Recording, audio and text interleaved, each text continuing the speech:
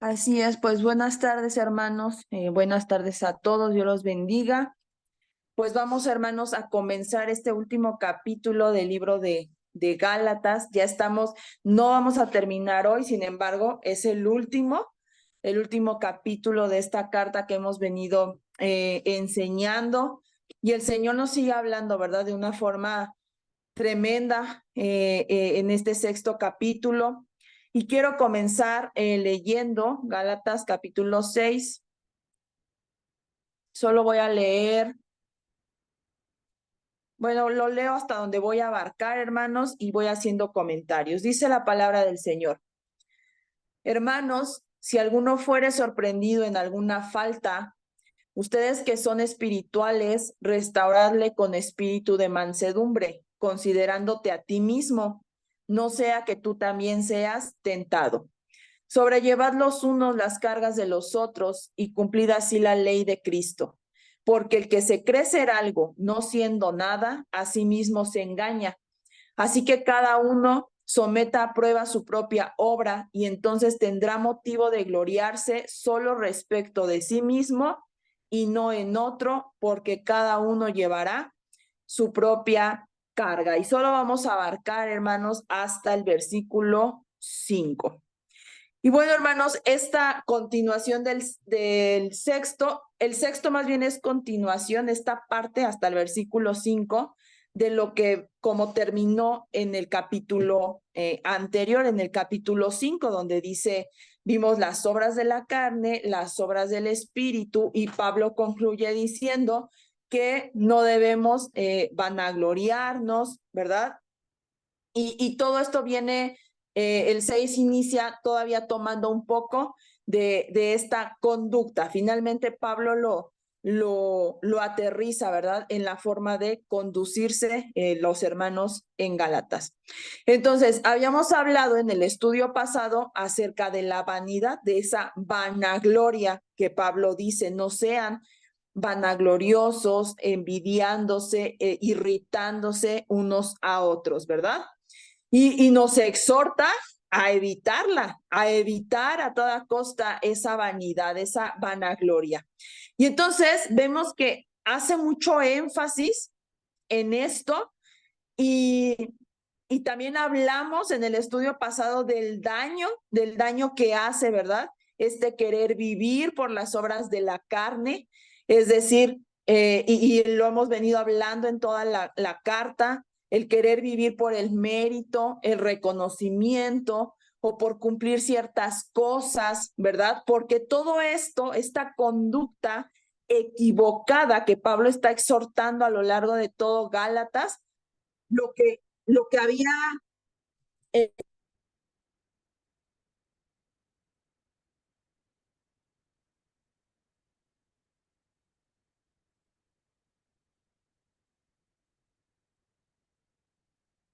No se escucha, hermana.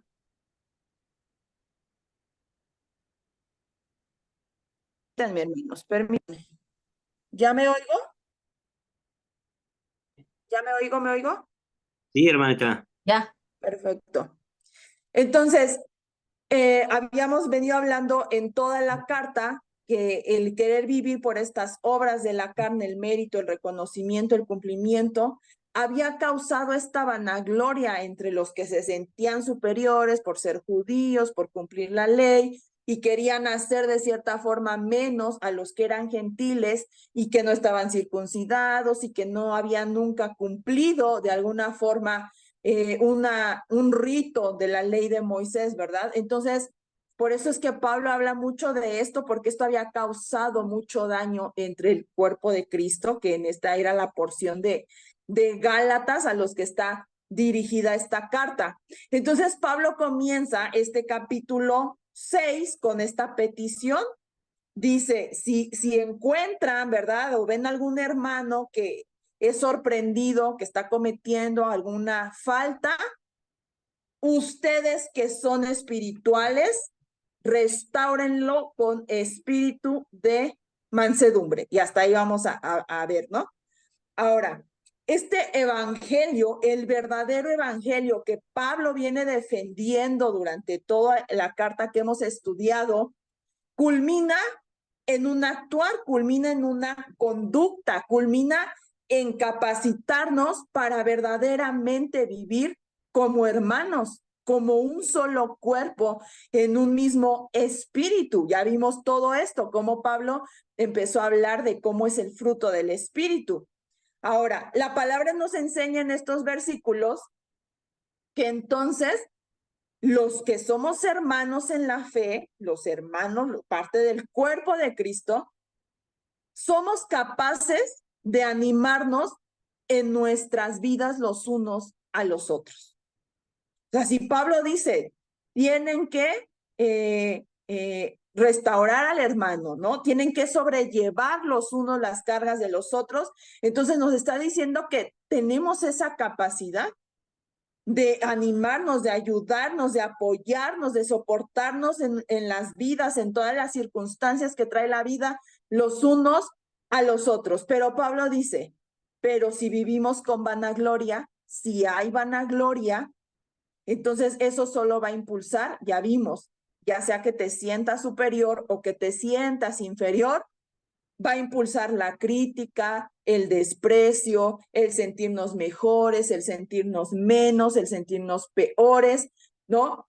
O sentirnos más porque no pecamos como otros. Eso es vivir con vanagloria. Y dice Pablo, si tienen vanagloria no van a poder ser capaces de sobrellevar las cargas los unos a los otros. Ahorita voy a llegar a esa parte, ¿verdad? Y entonces Pablo comienza con esta recomendación y dice, si alguno es sorprendido en alguna falta. Entonces Pablo nos está diciendo que no debemos ignorar cuando vemos a alguien que es sorprendido en una falta, en un mal hábito, en un pecado. O sea, falta puede traducirse como muchas cosas, ¿verdad?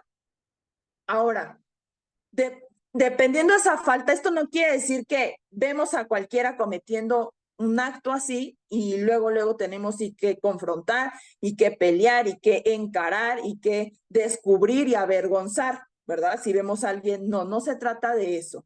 Más bien lo que Pablo nos intenta decir es que si vemos a alguien que está recurriendo en una falta, en un pecado, no descuidemos a esa persona que está pecando. Cuando ocurre que una persona constantemente cae en un mismo pecado, en una misma falta, y se habla con él y el hermano sigue, es porque ese pecado, ese mal hábito, eso está siendo un patrón de comportamiento. Y cuando hablamos de hábitos, hermanos, los hábitos son algo que está tan arraigado a veces dentro de nosotros, en nuestra humanidad, que a veces es muy difícil salir de eso. Entonces, seguramente, si alguien cae en un error, en una falta, es porque humanamente le está siendo pues muy difícil salir de ahí. Pero el trabajo como hermanos, dice Pablo, es eso: acompañar, sostener en el proceso, siendo lentos para la crítica y valientes para atrevernos a ayudar, ¿verdad? Muchas veces actuamos, hermanos, con indiferencia, así como que mientras a mí no me pase, pues que Dios bendiga al hermano y que Dios lo ayude. Y sí, o sea, viviendo con esa indiferencia de, pues yo lejitos, no me involucro, eso es indiferencia. Sostener y ayudar en el proceso, como Pablo está recomendando, requiere valentía. Aceptando la responsabilidad que tenemos como hijos de Dios, como parte de la familia de Cristo, de ayudar a otros, de ayudarnos como hermanos, y no solo hermanos, sino hermanos llenos del Espíritu, porque somos ahora personas espirituales. Ahora, Pablo dice, y Pablo lo dice, ustedes que son espirituales, restáurenle. Es decir, Pablo está dando esta recomendación pues a personas que él dice viven por el Espíritu Santo está dentro de ustedes, se está refiriendo a cristianos comunes y corrientes como tú, como yo, no a un grupo elite especializado en la oración o un grupo selecto, preparado con un mejor espíritu, no, sino a cualquier hermano que dejándose ser guiado por el Espíritu, su vida manifiesta pues el fruto del Espíritu. Y entonces el ayudar y todo lo que hace en su vida, ayudar a otros, a todo aquel que lo necesita, pues es un mover del mismo poder del Espíritu actuando en su vida. Ahora, ¿cuál es el propósito de saber si un hermano está recurriendo en una falta o está cometiendo un pecado? ¿Por qué? Porque lo sabemos, hermanos. A veces decimos, muchas personas dicen, yo no voy a esa iglesia porque para ser como fulano, como sutano, y ok, estamos hablando de personas incrédulas, pero muchas veces nos juzgamos de la misma forma ya dentro de la iglesia entre hermanos. Y eso que es la hija del pastor, ay no, y eso que es el pastor y mira cómo actúa y mira que esto, hermanos, el propósito de saber si un hermano está cometiendo una falta no es divulgarlo o avergonzar a ese hermano, sino, dice Pablo, restaurarlo. Ustedes que son espirituales, restáurenlo con una actitud humilde, llenos de mansedumbre. Fíjense, esta palabra, hermanos, restaurar, esta palabra viene de una palabra griega que es catartisto. Ajá, bueno, es una palabra griega. Pero este término era utilizado para referirse a la acción de poner en su lugar un hueso que había sido dislocado. Fíjense, ¿no? Ahora, ¿qué ocurría o qué ocurre cuando un hueso está dislocado de nuestro cuerpo? Es algo sumamente doloroso. Es muy doloroso que un hueso se nos salga de su lugar. Ajá. ¿Por qué? ¿Por qué es doloroso? Bueno, además que un hueso esté salido de donde debe de ir, nos habla que ese hueso no está en su postura natural. Está en una postura antinatural, por eso es doloroso. Y ese hueso no se está relacionando de manera correcta, pues con la otra parte del cuerpo donde debe de ir colocado correctamente. Entonces, poner ese hueso en su lugar, cuando yo lo he visto en las películas, la verdad a mí nunca me ha pasado, pero que llega a lo mejor alguien con un hueso salido, la nariz, ¿no? Que de repente haya donde se ve torcida la nariz y le dan así un jalón y grita la persona. Es muy doloroso, o sea, es un proceso doloroso. Ajá. Es necesario, sí, porque una persona no puede vivir con un hueso así salido, porque tendría un dolor permanente. Ajá. Mientras el hueso está fuera de su lugar, va a haber un dolor constante. Ahora, ponerlo en su lugar también va a ser doloroso, pero va a ser un dolor momentáneo. Va a ser un dolor al que va a ser sometido ese hueso para sanar, para ser curado. Entonces, Pablo nos dice, es necesario ir y decir y restaurar, ¿no? De cierta forma confrontar, no huir, no ser indiferentes, porque esto es lo que Pablo estaba haciendo, hermanos. Él estaba corrigiendo para sanar a la iglesia de los Gálatas que se habían hecho daño unos a otros. Y déjame decirte que aunque era Pablo, no debió de haber sido una cosa fácil. Y vimos en un inicio que en algún punto Pablo dice, tuve que confrontar a Pedro. Pedro, el que caminó con Jesús, el que caminó sobre el agua, ese Pedro. Y no ha de haber sido sencillo, hermanos, pero Pablo buscaba la sanidad. Él tenía en la mira un cambio en la vida y en el corazón de los Gálatas. Decía, a lo mejor va a ser doloroso, va a ser un poco difícil, pero es necesario para que sanen, porque no pueden vivir como cuerpo de Cristo, no pueden vivir de esa manera. Y lo vimos que cuando dice, si se están comiendo y mordiendo unos a otros, eso es lo que estaba ocurriendo en el ámbito espiritual, en el cuerpo de Cristo. Se estaban mordiendo y comiendo unos a otros. Ahora, ¿de dónde, hermanos, sale la humildad que se necesita para confrontar? Porque no es ir y pelear y confrontar y avergonzar y sentirnos más que otros. Se requiere humildad, una actitud humilde. Bueno, esta humildad surge cuando cada uno de nosotros nos cuidamos, sabiendo que también podemos ser tentados, sabiendo que podríamos ser nosotros. Ajá. Entonces, cuando nosotros consideramos, ¿podría ser yo? ¿Podría ser fácilmente yo? ¿No? Entonces, vamos a hablar con cuidado. Entonces, vamos a hablar con amor. Entonces, vamos a hablar con paciencia, pensando, podríamos ser nosotros. Si no es así, si no estamos en esa misma condición que el hermano que vemos que está cayendo en una falta, pues es por la gracia y la misericordia de Dios. Pero si también yo estoy batallando con algo, pues también deseo que el Señor me restaure.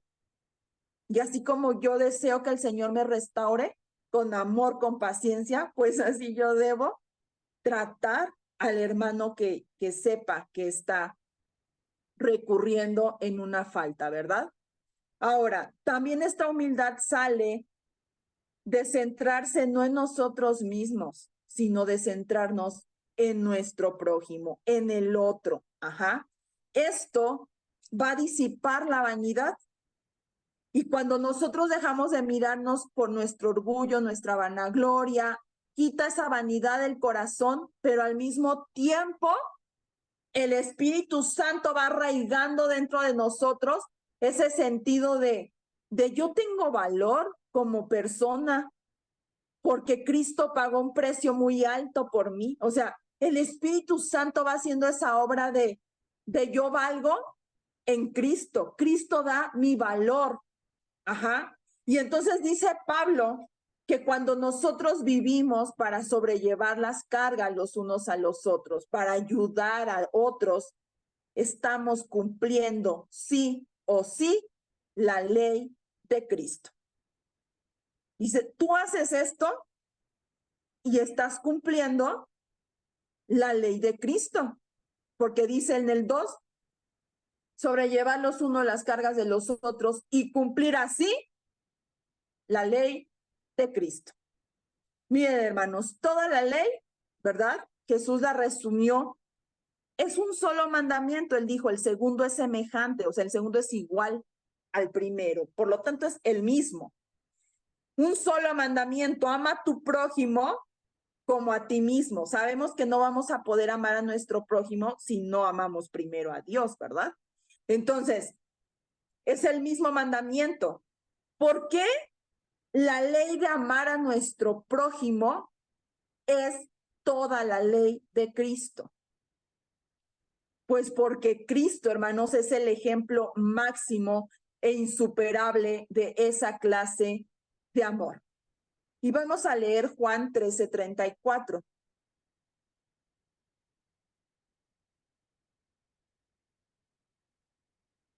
Dice la palabra de Dios.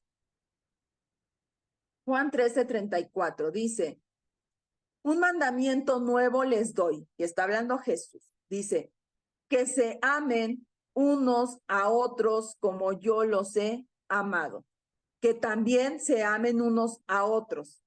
En esto conocerán todos que son mis discípulos si tuvieren amor los unos con los otros. Y vamos también, hermanos, a Efesios 4:32.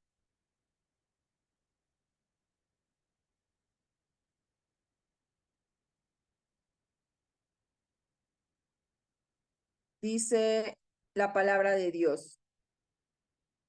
Antes, sed benignos, o sea, ser buenos unos con otros, misericordiosos, perdonándose unos a otros, como Dios también los perdonó a ustedes en Cristo, ¿verdad? Entonces, esa es la ley de Cristo. Debemos amar a los demás como Cristo nos amó.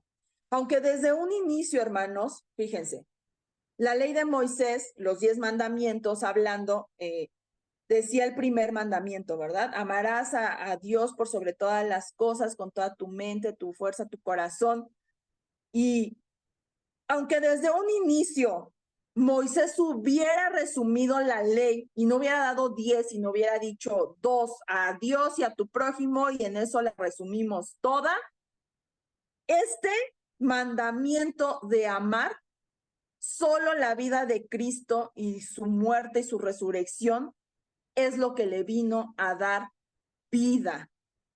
Cristo es la ley, hermanos. Cristo le dio vida a la ley. Cristo es la ley. Entonces, aunque Moisés hubiera resumido la misma ley, ¿verdad? Solamente Cristo lo cumplió.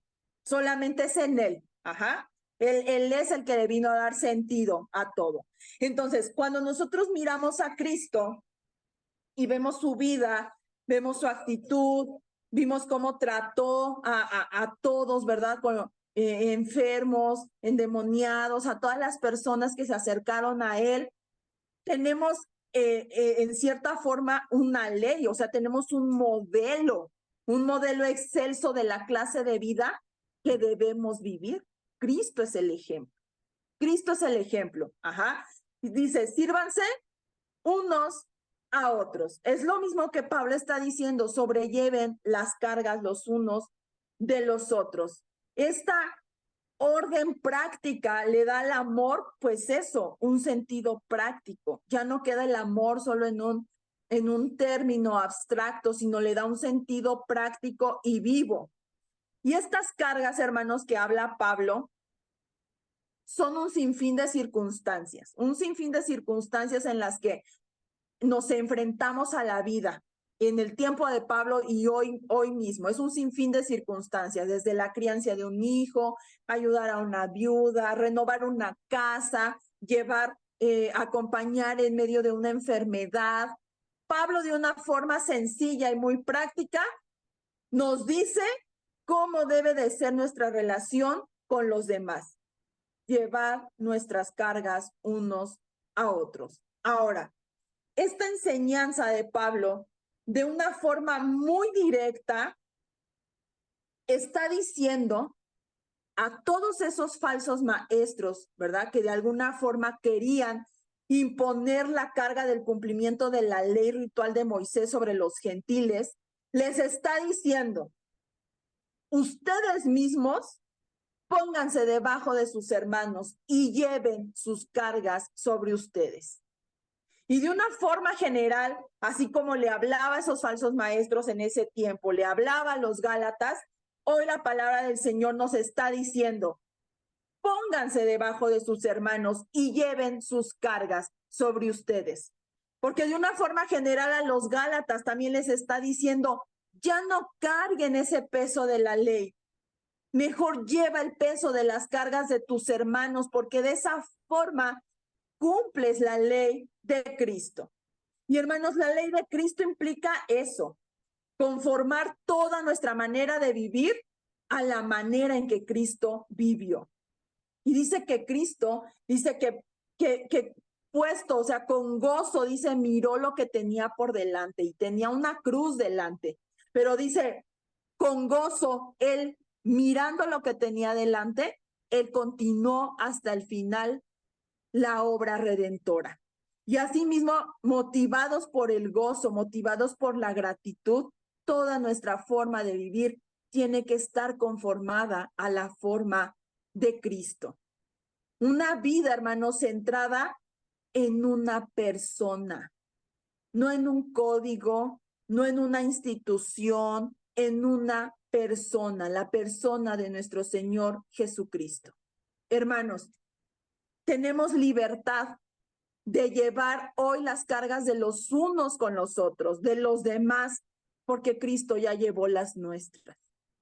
Porque Cristo llevó las de la ley que nadie podía cumplir. Él las cargó, Él cargó nuestras cargas. Ahora carguemos la de los demás. Y dice el versículo 3 al 5.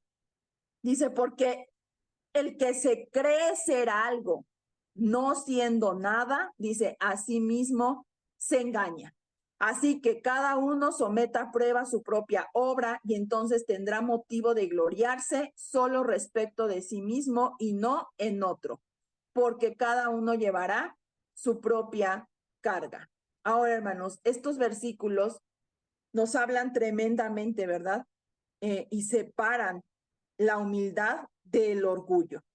El versículo comienza, porque el que se cree, ¿por qué? Es decir, si tú cometes este error del versículo 3, no vas a poder llevar a cabo el versículo 2, que es sobrellevar las cargas los unos a los otros. Es decir, si alguien se cree ser algo o alguien demasiado importante cuando no es nada, entonces va a creerse demasiado importante como para tener un corazón servil de siervo y mirar alrededor y llevar las cargas de los demás y ayudarlos.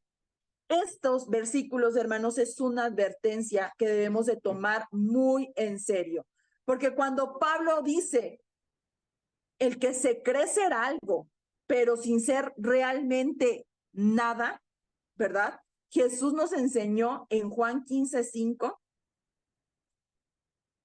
Vamos rápidamente a Juan 15:5.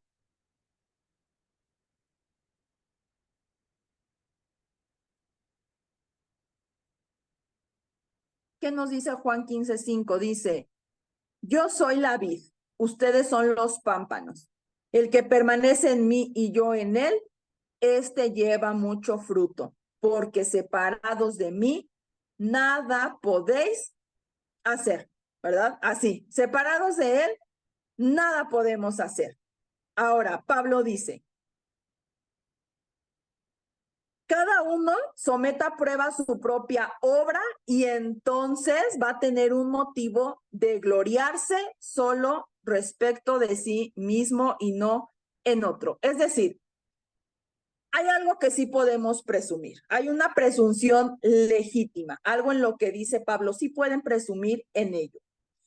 Ahora, esta presunción que se nos permite, según aquí Pablo lo que nos dice, está muy lejos de esa presunción de orgullo, de llenarnos el ego, de sentirnos más que otros. No, no, porque ya vimos que el orgullo y la vanidad solo nos hacen compararnos con nuestros hermanos y eso no es correcto. Pero en cambio, dice Pablo, examinen su propia vida. Debemos examinar nuestra propia vida. Debemos considerar nuestros propios dones, nuestras propias pruebas y la respuesta que nosotros hemos tenido en medio de las dificultades. Ajá.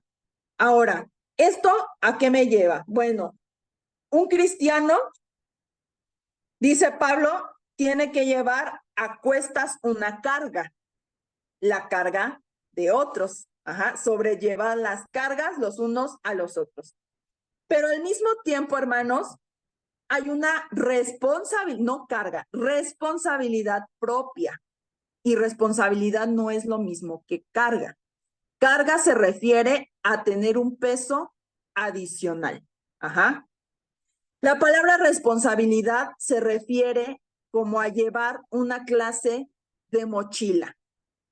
Dios nos ha dado, hermanos, a cada uno, y lo vemos en muchas parábolas donde Jesús dice que él entregó talentos, ¿verdad? Y pidió cuentas a cada uno de los que les entregó, les pidió cuentas de qué hicieron con ese talento. Dios a cada uno nos ha dado un conjunto diferente de vivencias, oportunidades, algunas otras dificultades diferentes, ¿verdad? Tenemos diferentes dones, diferentes debilidades, todos en sí mismos somos diferentes, somos distintos.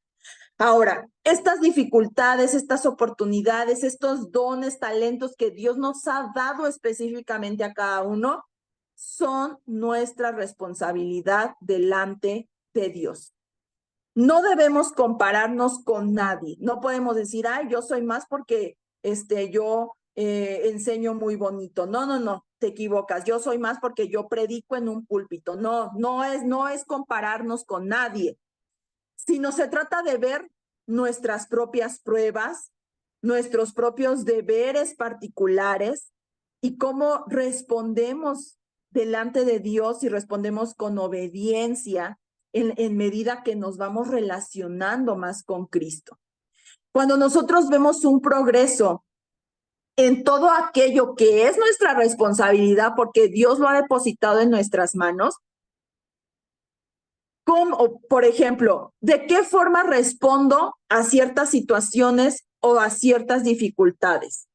¿Lo hago como lo hacía antes de conocer a Cristo? ¿No?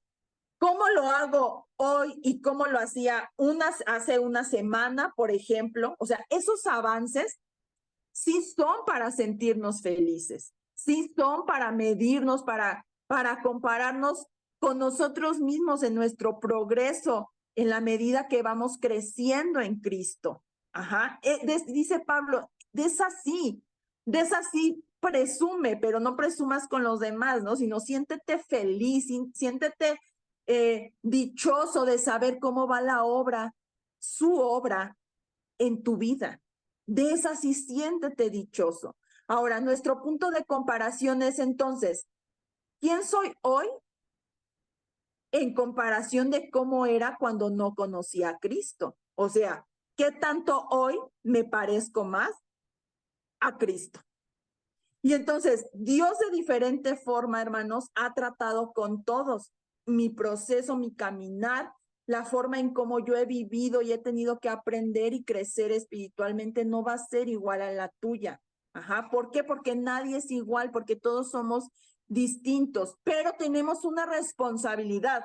Nuestro deber es llevar esa responsabilidad con respecto a lo que Dios nos ha dado a cada uno. ¿Por qué? Porque cada uno daremos cuentas un día. Y es nuestra responsabilidad llevarlo de una forma que le agrade al Señor. Y esa responsabilidad, hermanos, es individual. Esa sí no podemos llevarla de otros. Podemos cargar y soportar en medio de las dificultades de otro, pero no vamos a dar cuentas por la responsabilidad que Dios puso en mi esposo. A lo mejor yo cumplí como esposa y él no, yo no le puedo decir, ay Señor, hazle parito, yo llevé su responsabilidad por él. No, Dios le va a decir, yo la puse en sus manos y a él le va a demandar cuentas. Esa no la podemos compartir, hermanos, esa es nuestra, esa es propia. Ajá. Ahora, y con esto termino. La palabra de Dios dice Pablo, ¿verdad? Nos exhorta a llevar con humildad y mansedumbre. Con humildad y mansedumbre, ayudarnos unos a otros. Ayudar a otros con sus cargas y con sus tareas. Pero hay una carga o una responsabilidad, más bien una responsabilidad que no se puede compartir. Y es la responsabilidad ante Dios, en el cual daremos todos cuentas un día, en el día del juicio. Ese día, cada quien llevará su propia mochila y le dará cuentas a Dios sobre su propio morral, ¿verdad? Y bueno, hermanos, pues yo con esto termino y le doy paso a mi hermano Jorge. Pues muy buenas noches a todos. Atentamente escuchando la revelación que le dio el Espíritu Santo a Yazaret sobre el principio del capítulo 6 de Gálatas. Ciertamente este capítulo tiene un doble significado, además de que cubre pues el final y se despide. Hace un balance, hace un énfasis en diferentes temas. El apóstol Pablo eh, en- en- hace un balance general de toda la carta y enfatiza de una manera muy precisa lo que es importante. En lo personal, a mí me ha tocado pues tomar la parte final del capítulo 6, o sea, del 11 al 18, y al igual que Yazaret, no voy a terminar, aunque son pocos versículos, pero pues hay mucha profundidad en ellos. Voy a leer la parte que voy a tocar en esta noche. Gálatas 6 del 11 al 14. Dice, mirad con cuán grandes letras os escribo de mi propia mano. Todos los que quieren agradar en la carne, estos os obligan a que os circuncidéis, solamente para no padecer persecución a causa de la cruz de Cristo. Porque ni aun los mismos que se circuncidan guardan la ley, pero quieren que vosotros os circuncidéis para gloriarse en vuestra carne. Porque lejos esté de mí gloriarme, sino en la cruz de nuestro Señor Jesucristo, por quien el mundo me es crucificado a mí y yo al mundo. Hasta ahí paro y hasta ahí voy a llegar. El apóstol Pablo utiliza esta sección final, en primer lugar, como un medio para resaltar algunos puntos sobresalientes. Básicamente son dos áreas. Subraya la centralidad y la suficiencia de la cruz. Y por otro lado, la división que establece entre creyentes y los hombres del mundo. Ya Yazaret está hablando del funcionamiento de la iglesia, va a seguir con ese tema y de las relaciones dentro de la iglesia, pero aquí Pablo incluso establece una división entre los creyentes y los hombres, pues no creyentes, los hombres del mundo que no han llegado a ser creyentes. Pablo escribe personalmente esta porción. ¿Qué quiere decir personalmente? Pues que generalmente Pablo usaba escribanos, o sea, personas a las que él les dictaba la carta y la escribían. La mayor parte de Gálatas está escrita por escribanos. En algunas cartas lo reconoce y hasta da el nombre, pero en otras no. En esta en especial no habla de quién le ayudó con la escritura de la carta, pero lo que sí dice es que en el versículo 11, que de ahí en adelante, o quizás antes, no sabemos a partir de dónde, él está escribiendo la carta. Y bueno, pues un escribano escribía muy parejito, con letra muy bien hecha, y llenaba los papiros, porque las cartas se escribían en papiros, hechos de piel, de animal, o corteza de árbol, con tintas y plumas muy especiales, todo natural. Pero aquí dice que como él la está escribiendo, vean qué grandes letras usa de su propia mano. Y cuando hemos aprendido a interpretar la palabra de Dios y las cosas que ahí aparecen, y el Espíritu Santo nos lleva y nos eleva a esa comprensión, nos lleva a pensar, para Pablo, qué importante era enfatizar lo que está enfatizando en el capítulo 6. Su pasión por las almas, su pasión por la predicación y la comprensión del Evangelio por parte de las personas, pues era su vida. Esa era su vida. Un apasionado de la sana doctrina, del Evangelio puro. Y no escatima ningún recurso en esta gran batalla, aún escribir con su propia mano. Él escribe personalmente esta porción. Esta carta está llena de amor. Pablo ama entrañablemente a quienes escribe. Todo lo que hace Pablo lo hace por amor y pasa por encima de muchos obstáculos a causa del amor. Yazaret lo ha enfatizado en la parte que ella le ha tocado.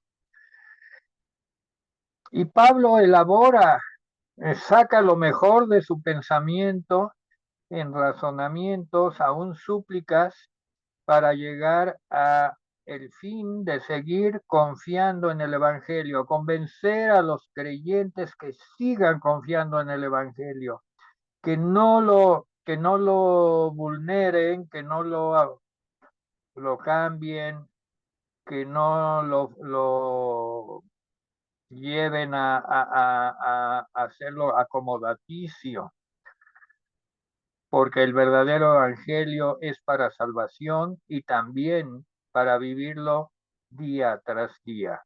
Y Yazaret ya dio bastantes detalles de cómo debe vivirse el evangelio.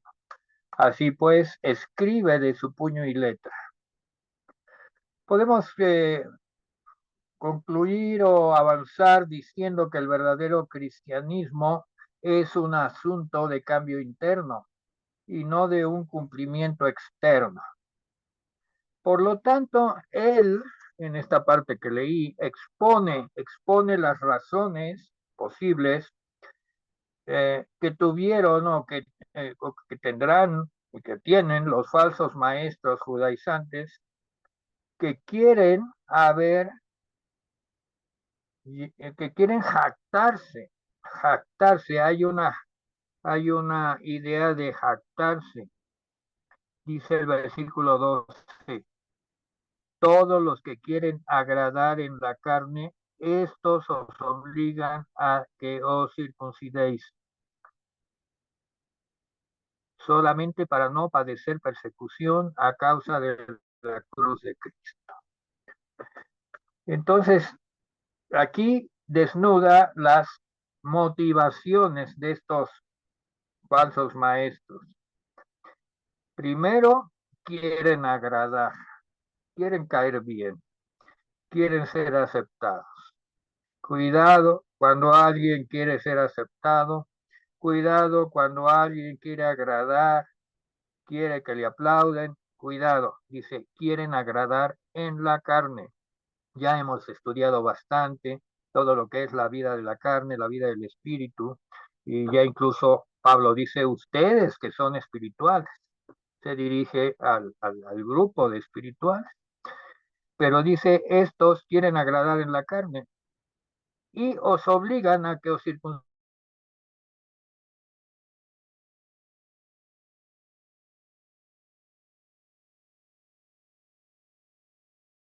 El propósito es no padecer persecución a causa de la cruz de Cristo. Y aquí viene el tema.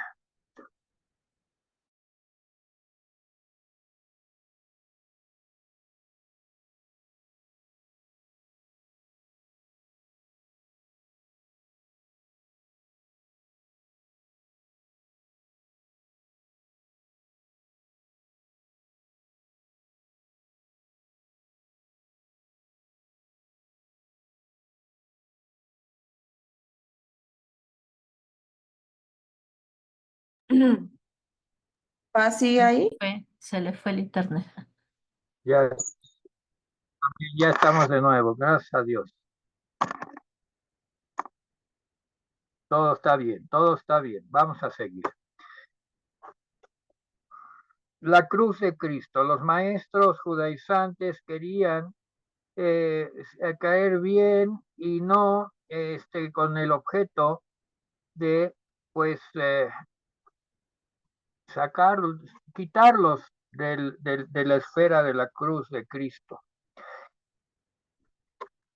¿Por qué la cruz de Cristo es algo ofensivo?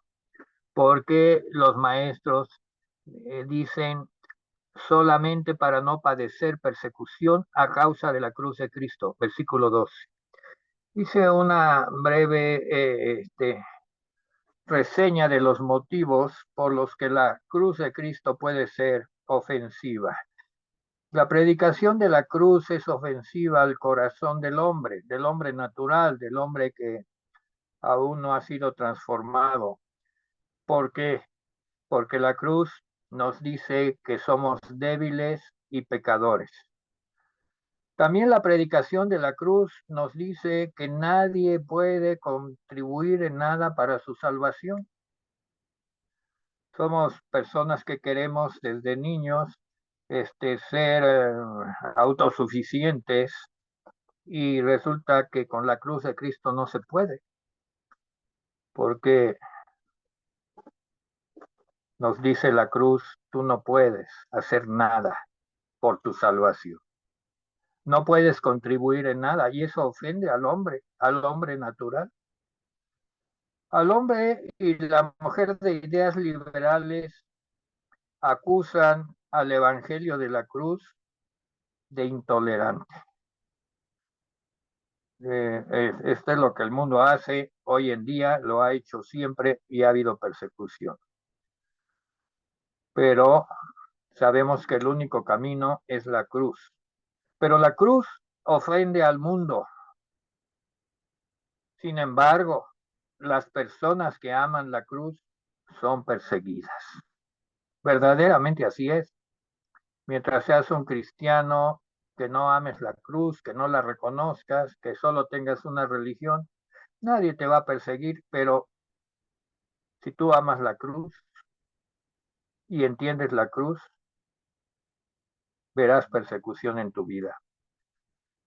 Para entender la dulzura de la cruz, primero tenemos que enfrentar su ofensa. Y la ofensa es que por nuestros pecados hubo necesidad de llevar al Santo Hijo de Dios a la cruz. Sin embargo, entender y amar la cruz es lo más extraordinario que jamás nos puede haber sucedido. Y como somos apasionados de la cruz, voy a seguir hablando de la cruz. El odio de los fariseos llevó a Cristo a la cruz. Pero detrás del crimen máximo de todos los tiempos se halla la obra de Dios, quien cumple por estos extraños medios su plan eterno. Dios ha convertido este acto, el acto de la cruz de Cristo, en el medio para la expiación de los pecados y la salvación de los mismos que antes eran rebeldes. A los golpes insultantes que asestaron en el rostro de su Hijo muy amado, santo y puro, él respondió con un beso de amor y de reconciliación. Nosotros llegamos al límite de toda maldad por nuestra rebelión contra Él, mas Él escogió aquella misma hora para la manifestación más sublime en Cristo de toda gracia y bondad para con nosotros. Así es que el hecho vergonzoso de la cruz, en cumplimiento del plan de redención, llegó a ser el eje de la historia humana. El momento de la cruz en el calendario humano sería, con toda probabilidad, según cálculos, el día 7 de abril del año 30 después de Cristo. Pero como un hecho eterno, la cruz es el fundamento de todo el victorioso proceso de redención. Cuando Él dijo consumado es, la victoria había sido ganada. La cruz es la evidencia suprema del amor de Dios. En la cruz el Señor de toda vida entregó a la muerte a su amado, a su unigénito Hijo, al mediador y heredero de la creación. Voy a dar las citas, no hay tiempo pero lo podemos verificar en Colosenses 1:16. El Cristo que murió en la cruz era el Señor de todo, en honor de quien los astros siguen su curso por el espacio. Verdaderamente en este gran acontecimiento, Dios mostró su amor para con nosotros, porque siendo aún pecadores, Cristo murió por nosotros. La cruz es la mayor prueba de la justicia de Dios. En la cruz, el juez de toda la tierra, y como manifestación de su justicia, no perdonó aún a su propio Hijo. Anótalo, Romanos 3:25 y Romanos 8:32. En el transcurso de los siglos, pese a muchos juicios individuales y parciales que constan en la palabra, Dios no había castigado jamás el pecado con juicio final, como lo hizo en la cruz de Cristo. En el Evangelio se revela por primera vez una justicia de Dios. Es así, lo vamos a consultar en Romanos 1:17. Dice, porque en el Evangelio la justicia de Dios se revela por fe y para fe, como está escrito, mas el justo por la fe vivirá. El justo por la fe vivirá. Y que no es solo un atributo de Dios, sino también un don que procede de Dios, un regalo, y que es válido delante de su trono de justicia al ser aceptado en su misión y fe por el pecador. La cruz también aumenta maravillosamente la manera que Dios llega a ser glorificado por los hombres.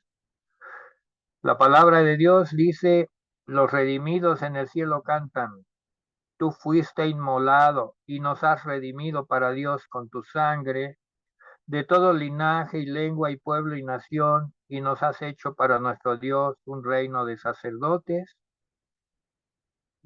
pueblo santo, y reinaremos sobre la tierra. Apocalipsis 5, del 9 al 10. Este cántico expresa maravillosamente el hecho de que los salvos en su conjunto son la posesión de Dios, un pueblo adquirido que es de su propiedad exclusiva. Primera de Pedro 2:9, Tito 2:11. Dios ha ganado un instrumento eficaz para la revelación de su gloria en el pueblo que le sigue. Puesto que aún ahora, en este periodo en que vivimos, la función de la iglesia no se limita a testificar en la tierra, sino según Efesios 3, del 10 al 11, existe el pueblo de Dios para que la multiforme sabiduría de Dios sea ahora notificada por la iglesia a los principados y potestades en los lugares celestiales. Para Cristo y para Dios, la cruz es la expresión suprema de la autoridad de Dios. El Hijo exclamó cuando empezaba su misión redentora, heme aquí para que haga, oh Dios, tu voluntad. La entera sumisión a la voluntad divina le hizo ser obediente hasta la muerte y muerte de cruz. Filipenses 2:8 y Hebreos 10:7. En vista de que el Hijo, igual al Padre en esencia y gloria, se sometiera a la voluntad divina, es evidente que todo otro ser tendrá que rendirse ante la autoridad del trono celestial. En pocas palabras, si el Hijo se rindió ante la autoridad del trono divino, pues ¿qué nos espera a ti y a mí? Rendirnos, absolutamente rendir toda nuestra vida ante esa autoridad. Cristo, como ya se predicó, ya se enseñó al principio de este discipulado, Cristo nos ha puesto la muestra. La cruz es la base de una manifestación especial del amor de Dios para con su Hijo. El amor que une al Padre con el Hijo en el seno de la deidad ha de ser necesariamente perfecto en su eternidad. Pero de tal manera este amor agradó al Padre y la entrega voluntaria del Hijo, que ésta produjo una manifestación de amor especial y de aprobación. En Juan 10:17, anótenlo, dice, por eso, dice Jesús, por eso me ama el Padre, porque yo pongo mi vida para volverla a tomar. Yo pongo mi vida para volverla a tomar.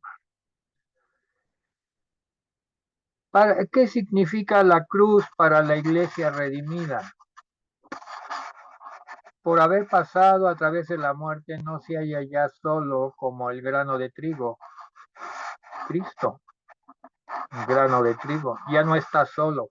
Ahora está acompañado de los suyos, gozándose en el fruto abundante de la cruz, en victoriosa glorificación. Léanlo en Juan 12:24. Solo así pudo alcanzar el gozo que le fue propuesto y ser hecho perfecto como el autor y consumador de la fe. Solo así pudo él, primogénito entre muchos hermanos, la cabeza de los innumerables miembros del cuerpo, adquiriendo aquella iglesia que es su cuerpo, la plenitud de aquel que hinche que todas las cosas en todos, que une todas las cosas en todos. Ciertamente, Cristo como persona divina no ganó nada por medio de la cruz, pues él tenía su gloria ya infinita. En cambio, como Redentor y el postrer Adán, Cristo ha ganado una nueva exaltación, teniendo ya un nombre que es sobre todo nombre, en el cual se doblará toda rodilla en el cielo, en la tierra y debajo de la tierra. Finalmente, la cruz para nosotros personalmente es la expresión más sublime del amor del Hijo de Dios. Ya lo expresó Yazaret. Pablo se deleita en contemplar este amor revelado en la cruz, el Hijo de Dios que me amó y se entregó a sí mismo por mí. Precisamente en Gálatas lo dice. Cristo amó a la iglesia y se entregó a sí mismo por ella. También lo dice en Efesios 5:25, Gálatas 2:20. Cristo ha hecho que su muerte agonizante en la cruz sea la bendita fuente de nuestra bendición. He aquí la respuesta de su amor redentor a nuestra rebeldía. Éramos rebeldes, pero Él nos amó de tal manera que dejamos de ser rebeldes y de odiar y empezamos a aprender a amar. Por medio de la victoria aparente de Satanás, la crucifixión parecía una victoria de Satanás, sin embargo se convirtió en una derrota tremenda y decisiva, a la par que la aparente derrota de Cristo llegó a ser su victoria suprema, manifestación de su poder infinito. Volvamos a Gálatas y redondeemos pues los pocos versículos que hemos avanzado, pero que han sido de gran importancia. Dijimos que Pablo escribió el versículo 11, Gálatas 6:11, diciendo que miren cómo escribía con grandes letras de su propia mano. Ya explicamos eso, ¿verdad? No vamos a volverlo a explicar. También escribió en el versículo 12, todos los que quieren agradar en la carne, estos os obligan a que os circuncidéis solamente para no padecer persecución a causa de la cruz de Cristo. Y ya vimos por qué la cruz de Cristo, algunas de las múltiples razones por las que la cruz de Cristo genera persecución de parte de los hombres naturales o religiosos, que es lo mismo, no están realmente redimidos. Tienen una religión, pero la hacen a su modo. Y dice versículo 13, pero ni aun los mismos que se circuncidan guardan la ley, pero quieren que vosotros os circuncidéis para gloriarse en vuestra carne. Y esto de gloriarse o de presunción, Yazaret lo ha analizado y lo ha explicado, que en el hombre natural, en el hombre no redimido, que no ha crecido en Cristo, busca gloriarse, busca tener gloria propia. Su identidad está basada en sí mismo, está en sus obras y jamás va a pensar en tomar la obra de Cristo para someterse a ella. Y entonces, pues invalidan el evangelio puro y lo transforman en un evangelio de obras, falso totalmente, de la circuncisión, de la gloria de la carne, tanto del que obedece como del que enseña. Ellos mismos se glorían en ellos mismos, pero el apóstol Pablo eh, ataja esta corriente en el versículo 14 definitivamente y de una buena vez por todas. Dice, pero lejos esté de mí gloriarme. Se niega a ser gloriado. Podemos darle muchos adjetivos al apóstol Pablo, pero él no quiere ningún adjetivo. Fíjense que el apóstol Pablo no quiere ser llamado a un hombre notable ni gloriarse, solamente por una razón. Sino dice, sino en la cruz de nuestro Señor Jesucristo. Por quien el mundo me es crucificado a mí y yo al mundo. Y aquí está la gran razón, entre otras, pero me parece de las más importantes, por las que hemos de tener la cruz de Cristo como algo notable en nuestra vida. Nos da la posibilidad de hermanarnos con Cristo. Y dice el creyente verdadero, lo dice Gálatas 2:20, con Cristo estoy juntamente crucificado. Y ya no vivo yo, mas vive Cristo en mí. Y lo que vivo ahora en la carne, lo vivo en la fe del Hijo de Dios, que me amó y se entregó a sí mismo por mí. Y eso es lo que está diciendo nuevamente en Gálatas 6:14. Lejos esté de mí gloriarme. Nunca te glories de nada más que de la cruz de nuestro Señor Jesucristo. No debemos presumir, gloriarnos, nada, nada. La humildad absoluta y solo marcar la notabilidad de la cruz de nuestro Señor Jesucristo. Y dice que el mundo me es crucificado a mí y yo al mundo.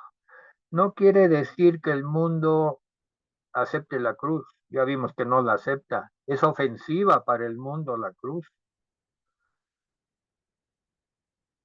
Pero para el creyente lo es todo. Oremos y pues ciertamente si el Señor lo permite, el próximo viernes vamos a concluir Yazaret por su lado y yo por mi lado, por medio de la gracia de Dios que nos mantenga en este estudio. El capítulo 6 concluiremos.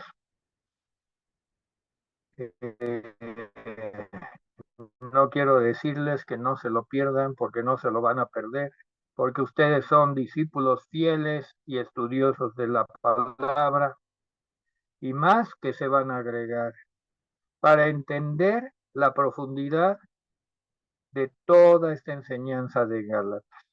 Démosle gracias a Dios por ello. Gracias, Señor, porque hemos continuado, hemos prevalecido, hemos vencido obstáculos, pero no nos gloriamos por eso. Para nada nos gloriamos más que de la cruz de Cristo.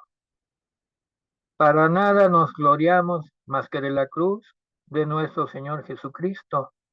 Nos gloriamos en la cruz de nuestro Señor Jesucristo, por quien el mundo nos es crucificado, a nosotros y nosotros al mundo. Lo que esto signifique en cada uno de los que estamos escuchando, pues traiga gloria al Señor Jesucristo, al Padre, a su Hijo. Y gratitud al Espíritu Santo que nos da la posibilidad de entender estos misterios hermosos que nos está enseñando la palabra. Muy buenas noches. Nos despedimos con mucho gozo y mucho amor porque hemos cumplido la ley de Cristo amándonos y esparciendo la palabra con amor y extendiendo nuestros brazos para mostrar el amor de Dios. Muy buenas noches a todos. Descansen Gracias, y pastor. gocen. Muchas Palabra. gracias. Bendiciones, gracias, Chas. A todos, hermanos. Gracias, pastor. Gracias, Yasi. Gracias, Dios los Rosita. bendiga. Buenas noches a todos. El Señor les guarde.